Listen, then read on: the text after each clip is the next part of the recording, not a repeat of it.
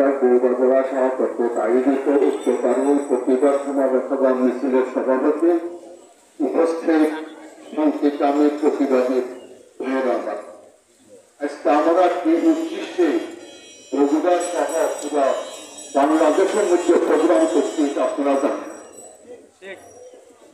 আন্তর্জাতিক আইন অনুযায়ী বিশ্বের সকল দেশ রয়েছে, প্রত্যেক দেশ তার প্রতিবেশীদের সাথে সব ব্যবহার করে, এটা আন্তর্জাতিক আইন। কিন্তু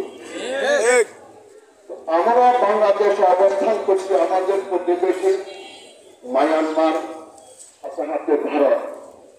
ভারতের সাথে আমরা সবসময় সহাবস্থান করছি, তারা আমাদের স্বার্থ দেখবে, আমরা কিন্তু তাদের স্বার্থ দেখব। এক তরফার স্বার্থ যে কোনো প্রতিবেশী দেখতে পারে না, এটাই বাস্তবতা। কিন্তু দেশ স্বাধীন হওয়ার পর থেকে নিয়ে এই পর্যন্ত বাংলাদেশ এবং ভারতের সাথে কি সুসম্পর্ক রয়েছে, এই সম্পর্কে আমি কয়েকটি কথা আপনাদেরকে বলি।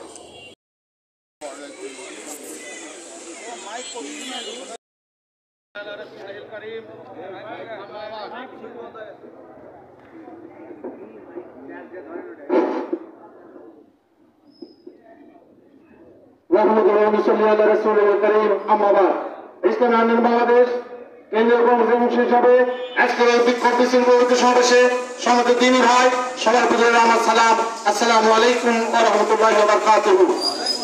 ভাই আমার, আমরা জানি প্রতিবেশীর সাথে যদি ভালো সম্পর্ক থাকে তাহলে সে এলাকায় বসবাস করে শান্তি পাওয়া যায়। আজ আমাদের প্রতিবেশী রাষ্ট্র হচ্ছে কাছে ভারত, আমাদের চারদিকে ঘাস করে রেখেছে ভারত।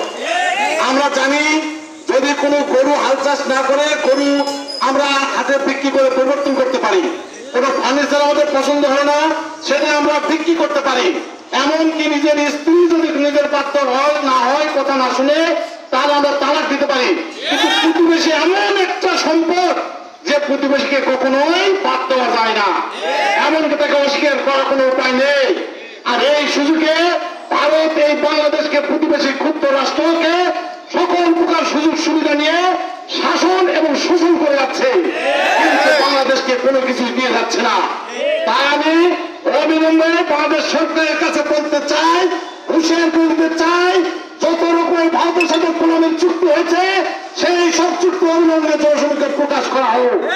এই সমস্ত চুক্তি যদি জনস্বার্থ হয় তাহলে সেই চুক্তি বাতিল করা হোক, অথবা নতুন পররাষ্ট্রনীতি গ্রহণ করে আওয়ামী লীগ যে খারাপ দৃষ্টান্ত স্থাপন করেছে এটা আমরা সহ্য করে নেব না, এবং জনগণ তাদের অধিকার আদায় রাজপথে নেমে আসবে।